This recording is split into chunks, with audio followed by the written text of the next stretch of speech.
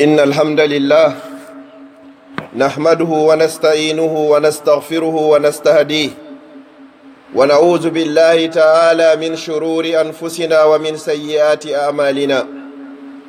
الحمد لله على نعمة الإسلام وكفى بها من نعمة.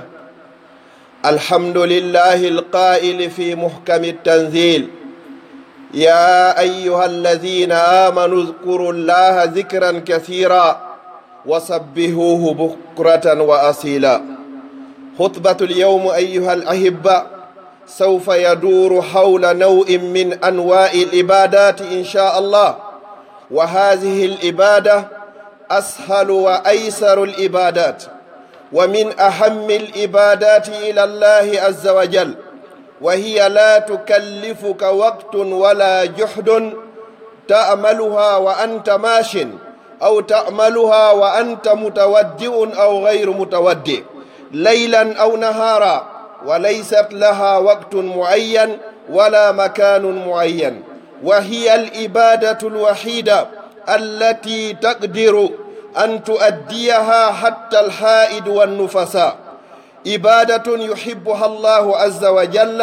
حبا كثيرا، ويؤتي عليها من الأجر ما لا يؤتي على غيرها، وهي عبادة الذكر. لأن المؤمن عنده سلاحين: سلاح الدعاء وسلاح الذكر، وهذه العبادة لا تؤدى بقليل، بل لا بد أن يكون بكثرة. لماذا أيها الأحبة؟ لأن الذكر ضده النسيان، وهل يجوز لنا أن ننسى ربنا أو أن نذكره قليلا؟ لا وألف لا.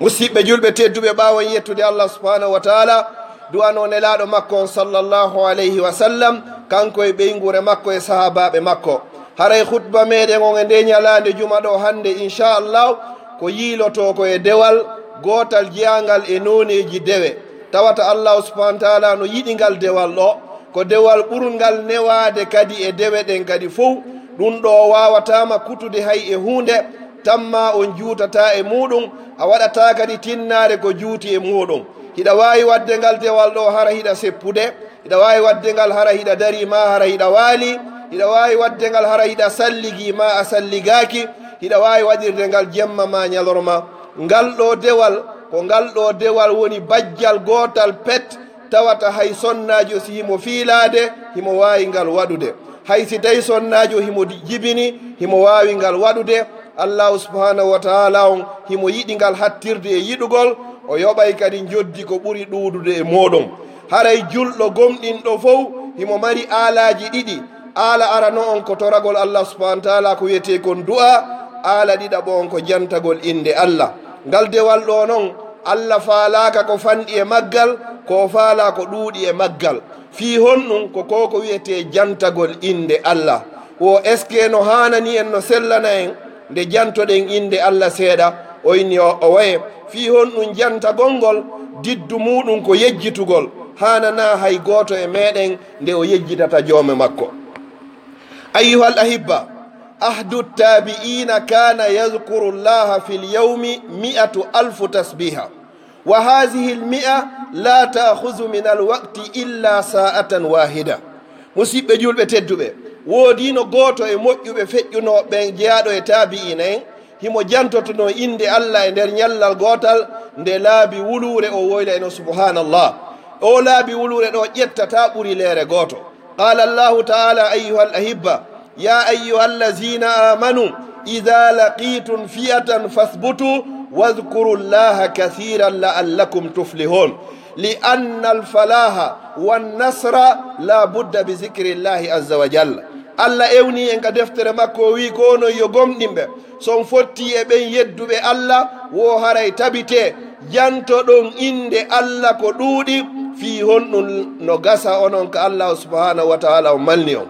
qala allahu taala fi hadihi l ayatu lkarima mubayyinan min sifati lmuminin faqala wazakirina allaha kathiran wazakirat aadda allahu lahum maghfiratan wa ajran azima. allah subhanahu wa taala ngo daali o aya ɗo himo ɓanginde ɗo sifaji gomɗinɓe ɓen e gomɗinɓe worɓe ɓen o inni honnum ɓen jantotoɓe inde Allah ko ɗuuɗi e ɓen sonnaɓe jantotoɓe inde Allah ko ɗuuɗi Allah on heblaniɓe o maraniɓe yaafuye e baraji mawnude faqad amara Allahu ibadahu lmuminin bi an yadhkuruhu dhikran kathira wa an yusabbihuhu bukratan wa asila فقال عز من قائل يا أيها الذين آمنوا اذكروا الله ذكرا كثيرا وسبحوه بكرة وأصيلا وقال أيضا لقد كان لكم في رسول الله أسوة حسنة لمن كان يرجو الله واليوم الآخر وذكر الله كثيرا الله سبحانه وتعالى وذلك دي كدفتر مكة kawo yamiri ɗon gomɗinɓe ɓe yoɓe janto inde Allah bimbi e kikiɗe oyni kono yo gomɗinɓe jante inde Allah ko ɗuuɗi janto ɗon bo kadi bimbi e kikiɗe nokkugo kadi o wi wo laatanike on e on elaɗo Allah ñentinan labangal wonande kala on laatiɗo no gomɗini Allah gomɗini ñalande sakkitinde wa zakara allaha kathira o janti inde Allah ko ɗuuɗi ayyuhal ahibba من أراد أن يطمئن قلبه فليذكر الله مصداقا لقوله تعالى الذين آمنوا وتطمئن قلوبهم بذكر الله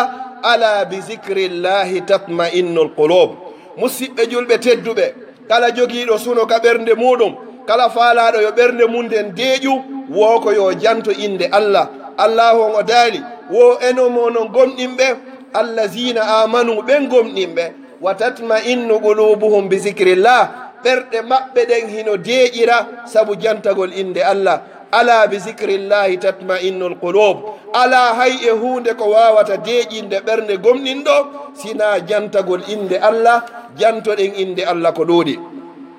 ayuha al ahibba amma almunafiqin fala yadhkuruna allaha illa qalila قال تعالى إن المنافقين يخادعون الله وهو خادئهم وإذا قاموا إلى الصلاة قاموا كسالى يراءون الناس ولا يذكرون الله إلا قليلا وأما النافقين ببن بيدو بجانتو تاكو إند الله سيونا سيدا الله ذلك دفتر مكو وأندي دي نافقين ببن يخادعون الله hiɓe hodude janfo diina Allah kan wa huwa khadi'uhum Allah kadi o yoɓa ɓe jondi koɓe wone janfade diina Allah kam wa isa qamu ila sala se yimmike fi juulugol qamu kusala ɓe daro hara ko ɓe amuɓe yura'una nnas hara hiɓe yiino e yimɓe wala yazkuruna allaha illa qalila ɓe jantotako inde Allah kadi si wona seeɗani haray kala jantotoɗo inde Allah seeɗa haray o tawrama ka sifaji nafiqiɓe ɓen ayyuha al ahibba qissatu musa alayhi salam lamma arsalahu llahu ila fir'aun qala maza qala rabbi ishrah li sadri wa yassir li amri wahlul uqdatan min lisani yafqahu qawli ila an qala kay nusabbihaka kathira wa nadhkuraka kathira innaka kunta bina basira هذه بين فرعون وموسى عليه السلام لما أرسله الله عز وجل إلى هذا الطاغوت هاي أودو دين عندي قصة النبي موسى عليه السلام تمان دي الله سبحانه وتعالى نلو مكا فرعون ندو بانديرو دو وين يوكا مكو ندامو نكسا أوفيوا ما أهولا وين ربي اشرح لي صدري الله متركي ما ينينا فندو أنغم هرسمي واوي وولد جون بيبي فامي ويي ها آية جدن توم والشاهد من هذه الآية كي نسبحك كثيرا في يوم سبق هنا ما قدودي ونذكرك كثيرا من جنت ما قد قدودي إنك كنت بنا بصيرا أنجومي ما من دي ألاتك أمن بلتك أرنت دومين يا أحباب رسول الله صلى الله عليه وسلم قال تعالى فاذكروني أذكركم فعل الأمر يدل على الوجوب فاذكروني أذكركم الله سبحانه وتعالى وندالي كونو يجيابي الله جنتلا من الله من كدمي جنتو وقال أيضا ولذكر الله أكبر والله يعلم ما تصنعون الله ووني كدفتر مكو ووني كو جنتغول إندي الله ngol ɓuri e mawnude e di julde nden ko annduɗen noon julde nden ko farlande ka kammu dow ga kono wallahi allah ini wala zicrullah jantagol inde allah ngol bimbi e kikiɗe ko ɗum ɗon ɓuri mawnude e juulugol ngol ya ibadallahi يا عباد الله بعد هذه الآيات الكريمة أفضلنا وأكثرنا ذكرا لله عز وجل هو أحبنا إلى الله ɓurɗo e meɗen jantagol inde allah on fof haray ko on ɗon kadi ɓura yiɗede ko allah subhanahu wa taala qala taala wa man a'rada an dhikri fa inna lahu ma'ishatan danka wa nahshuruhu yawma alqiyamati a'ma قال رب لما حشرتني أعمى وقد كنت بصيرا قال كذلك أتتك آياتنا فنسيتها وكذلك اليوم تنسى وكلا دورني دو جانتagol inde Allah be mobo yawimo yawmal qiyamati hara ko bundo hara o yata o inna Allah ko fi honnu immintiran dalan hande ko mi bundo mi yata ka adna le mi lati kono mi do yeyno Allah inna ko ni ayaji amen en arirno e ma ɗuuri ɗaɗe salɗa jantagol inde allah a jangata qur'an hande ko ni min moɓira e ma ɗo hande kadi ko ni min yeggitira fima wano welsinirɗona ɗon e qur'an on ka adna wa qala aidan wa man yashu an dhicri rrahman nuqayyid lahu sheytana fa huwa lahu qarin kala o wedditiɗo e jantagol fi inde allah subahana taala min ɗaɓɓanaymo weldiɗɗo jaatigiijo ka jinnaji e ka cheytanuji yimɓe hara ko on ɗo woni weldiɗɗo makko on a asanillahu wa iyakum min quranai sou ya ibadallah yaqulu maulakum aza wa jal ya ayuha allazina amanu ida samitu yaqul ya ayuha allazina amanu imma al amru aw innahy la tulhikum amwalukum wala auladukum an dhikrillah wa man yaf'al dhalika fa ulaika humul khasirun allah subhanahu wa taala o noddi ɗo gomɗinɓe ɓen o yiñiwo ko no yo gomɗinɓe maya immito gomɗinɓe yiite e aljanna wata soholin on wata welsidin on e jantagol inde allah nga kala waɗɗo ɗum ɗo haray oɗo o perdi mawnɗo yo allah on danda yo allah on danda julɓe ɓen fof ya ibadallah qala sallllahu alayhi wa sallam wa an abi musa al ashari radiallahu anhu an nabi sallllahu alayhi wa sallam qal مثل الذي يذكر ربه والذي لا يذكر ربه كمثل الحي والميت رواه الإمام البخاري الذي يذكر الله فهو حي والذي لا يذكر الله فهو ميت وإن كان حيا على أعين الناس neɗɗo jantotoɗo inde allah on wo on ko wuruɗo neɗɗo noon mo jantotako inde allah wo ko mayɗo hay si tawi noon ka yeeso guite yimɓe ɓen hara hiɓe yimo himo wuuri kono hara pellet on ɗon ko mayɗo يقول الله تعالى في حديث القدسي أنا عند ظن عبدي بي وأنا معه إذا ذكرني فإن ذكرني في نفسي ذكرته في نفسي وإن ذكرني في ملأ ذكرته في ملأ خير منه متفق عليه الله سبحانه وتعالى ويؤذن في حديث القدسي ومن نكك جيادو أن سكيلان دون كسكود الله سبحانه وتعالى هري الله كاري كدو وني كو ونما سا جانتيك في الله كونكيما allah jantotoma kadi kankadi ka wonki makko sa jantike inde allah noon e tumbere mbatu allah subhanahu wa taala kadi janto fi maɗa e mbatu ɓurgu mawnude e ngu mbatu ka jantuɗamo ɗon hadis on ko fottaɗo e muɗum kama yurwa fi l athar anna sayidna suleyman alayhi salam kana yamurru bi markabihi wa junudihi wa rijalihi fa iza bi fallahin basitin yahrisu fi ardi فقال الفلاح لقد أصبح ملك سليمان عظيما فنظر إليه سليمان عليه السلام فقال يا رجل والله لتسبيحة واحدة في صحيفة المؤمن خير مما أؤتي سليمان وأهله فإنما أؤتي سليمان وأهله يزول والتسبيحة تبقى إن شئتم اقرأوا معي قول الله عز وجل كل شيء هالك إلا وجهه وقال أيضا كل من عليها فان musidɓe julɓe tedduɓe fillama wondema annabi souleyman ñandego hari mo feƴƴira kanko e koneli makko e doole makko ɗen fof ka jinnaji e ka yimɓe o feƴƴiri e remowo no jasaka ngesa muɗum o remowo ɗo o wi wo pellet ngu mulku o laamu annabi souleyman wo wara o heeɓi laamu mawnugu annabi souleyman nani ɗum ɗo o inni ko ayyo gorko mi wondiri allah subbum hinago woto pet ko jeyaɗo inata subhanallah wo ɗum ɗon ka peesema yawmal qiyama hino ɓuri ko Sulaymana e ɓeygure mum fof woni ko okka on sayo inni siɗon faala jenge nokku ko Allah subhanahu wa ta'ala on o daali wo kullu shay'in halikun illa wajha laamuji ɗin e jawlele ɗen e cuuɗi ɗin ɗum ɗo fof ko lannayi ɗum halko ko honɗum luttata ko o tasbiha mo jiyaɗo waɗani Allah subhanahu wa ta'ala. أيها الأحبة للذكر أنواع كثيرة وأنواع متعددة لا تحصى ولا تؤد. هناك ذكر الثناء وهناك أيضا أذكار الصباح والمساء وكذلك أيضا أذكار اليوم والليلة وكذلك الأذكار حسب الأحوال. ومن الأمثلة من ذلك حديث الذي يرويه لنا عبد الله بن عباس رضي الله عنهما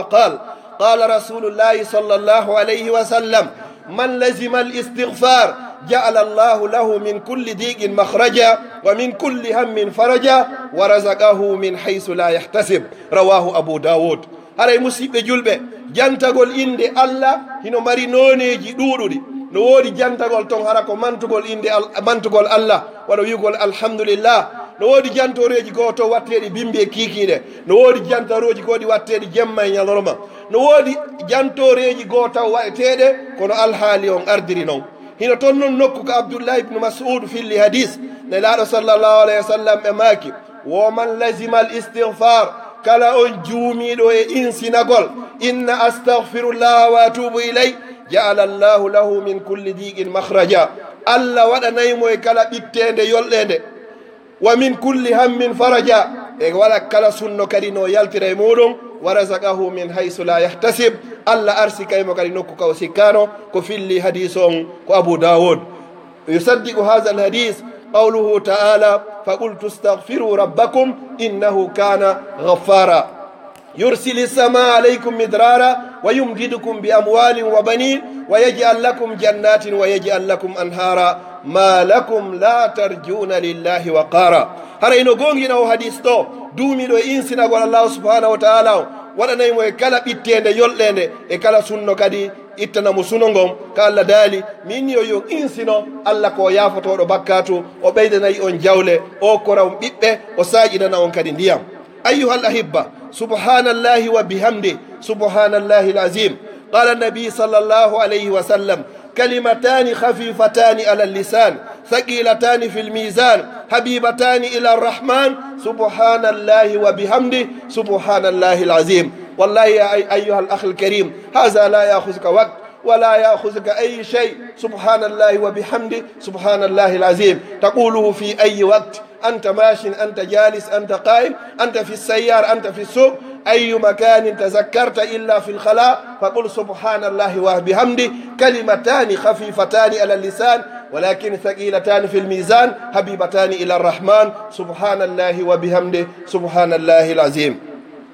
musidɓe julɓe tedduɓe jantagol inde Allah subhanahu wa ta'ala o wiwgol subhanallahi wa bihamdi subhanallahi l azim. nelaɗo sallallahu alayhi wa sallam maaki wo ko konnguɗi ɗiɗi hiɗi foygiti ka hoore ɗengal kono noon hiɗi teddoya moƴƴa ka balance yawmal qiyama. allahu subhanahu wa ta'ala kan no yiɗi ɗiɗo kadi wiwgol honɗum subhanallahi wa bihamdi senade wodani Allah e yettore makko subhanallahi l azim senade wodani allahu on mawno ɗo. وقل أيضا أيها الأخ الكريم لا إله إلا الله وحده لا شريك له له الملك وله الحمد وهو على كل شيء قدير 100 مرة في اليوم. ماذا قال عنها النبي صلى الله عليه وسلم؟ قال الحبيب المصطفى صلوات الله وسلامه عليه من قالها 10 مرات كان كمن اتقى 4 أنفس من ولد إسماعيل والحديث متفق عليه. كلا ولغول كونغول دو لا إله إلا الله وحده لا شريك له له الملك وله الحمد وهو على كل شيء قدير. دلا بتمدر اندر نيالال هاراي براجي ما هنا فوتا ورين دو داد ني هاراكو جيادون ابي النبي اسماعيل عليه السلام. وقل أيها الأخ الكريم سبحان الله وبحمده. قال النبي صلى الله عليه وسلم من قالها في يوم 100 مرة غفرت ذنوبه وإن كانت مثل زبد البحر. وكلا وولو دو كدي وي سبحان الله وبحمده لا بتمدر ندر نيالال الله يافتو مبكاتوجي ماكودين haysi tawi noon hiɗi fota yeru embere toɓɓe maaje ɗen ko woni konka ndiyam. أيها الأخ الكريم قل لا إله إلا الله. قال النبي صلى الله عليه وسلم خير ما قلته أنا والأنبياء قبلي لا إله إلا الله وقال أيضا جددوا إيمانكم بقول لا إله إلا الله. وقال أيضا من كان آخر كلامه لا إله إلا الله دخل الجنة. رزقني الله وإياكم بحسن الخاتمة. musiɓe julɓe tedduɓe nelaɗo sallllahu alih w sallam maaki wo yen wi'u la ilaha illallah ala rewe teeɗo e goonga ko hiɗo nafa rewɗo lorramo reware si wona allah wo kala ko ɓuri moƴƴude min mouhammadou sallllahu alih w sallam komi wowli kon e annabaɓe adiɓe lam en fof ko la ilaha illallah. ɓe maaki kadi heyɗintinire imanu moɗon on saabu wi'ugol la ilaha illallah. ɓe maaki kadi kala neɗɗo nde mo maaya si tawi konngol makko sakkitingol ngol e hoore o aduna ɗo ko la ilaha illallah o naata e aljanna. yo allah hokka on fof battane moƴƴo. أيها الأحبة قال موسى عليه السلام لربي يا ربي علمني شيئا أذكرك وأدعوك به. فقال الله عز وجل يا موسى قل لا إله إلا الله. قال موسى يا رب كل عبادك يقولون لا إله إلا الله. قال الله تعالى يا موسى لو أن السماوات السبع وآمرهن غيري والأراضين السبع في كفة ولا إله إلا الله في كفة لمالت بهن لا إله إلا الله. فكلمة لا إله إلا الله هي مفتاح الجنة. رزقني الله وإياكم بالجنة الفردوس الأعلى. haray musidɓe julɓe tedduɓe annabi moussa alayhi salam o landino allah o inni allah yeetolan goɗɗum komi jantorayma komi tororayma. allah inni moussa wi'u la ilaha illallah. annabi moussa inni allah jiyaɓe maɓe fof no wiide la ilaha illallah. allah inni ko ayyo moussa sa ƴetti kammol ɗin jeɗɗi fof e kala ko woni e majji haranamin allah. a ƴetti leyɗel ɗen jeɗɗi kadi foppo a waɗi ɗum e sikeli goto. a ƴetti kalimatu la ilaha illallah o a waɗi ɗum sikeli feere. haray la ilaha illallah o hino teddi ɓuri ɗeɗo fop. yo allah arsikan harande ɗe maaya ko kalimatu la ilaha illallah woni ko sakkitorɗen. yaqulu nabi sallallahu alih w sallam man kana akhiru kalamihi fi hasi dunia alfaniya allati la tusawi inda allahi janaha ba'uda la ilaha illallah dakhala aljanna. ayuha alahibba wa hunaka aidan zikrun akhar لا حول ولا قوة إلا بالله. فلا حول ولا قوة إلا بالله. قال النبي صلى الله عليه وسلم فإن لا حول ولا قوة إلا بالله كنز من كنوز الجنة. كنز من كنوز الجنة. نلاد صلى الله عليه وسلم أماكي قول كونغو يقول لا حول ولا قوة إلا بالله. feere ala doole ala mi mara feere mi mara doole sina immortake allah wo ko ngalu jeyangu e ngaluji aljanna. kala wolo ɗum ɗo ya andu a heeɓi ngalu jeyangu e aluji aljanna ɗin yo allah hokka en fof meɗen o ngaluji aljanna. أيها الأحبة قبل الأخير قولك دعاء الكرب والهم دعاء ذنون لا إله إلا أنت سبحانك إني كنت من الظالمين. دعاء الكرب والغم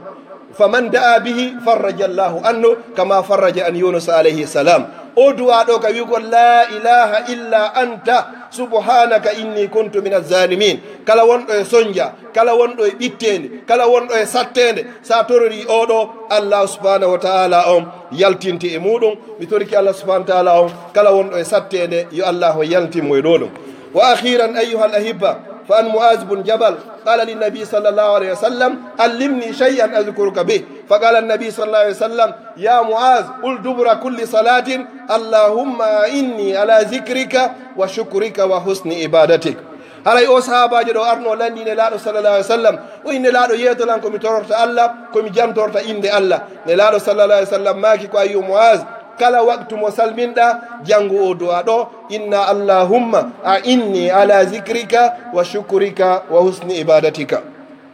wa akhiran ayuha alahibba فلا تنسوا الصلاة والسلام على خير خلق الله محمد صلى الله عليه وسلم. يقول عبد الله بن عمرو بن العاص رضي الله عنهما أنه سمع النبي صلى الله عليه وسلم يقول من صلى علي صلاة صلى الله عليه بها عشرة. اللهم صل على محمد وعلى آل محمد كما صليت على إبراهيم وعلى آل إبراهيم وبارك على محمد وعلى آل محمد كما باركت على إبراهيم وعلى آل إبراهيم إنك حميد مجيد. أقول قولي هذا وأستغفر الله لي ولكم فاستغفروه إنه هو الغفور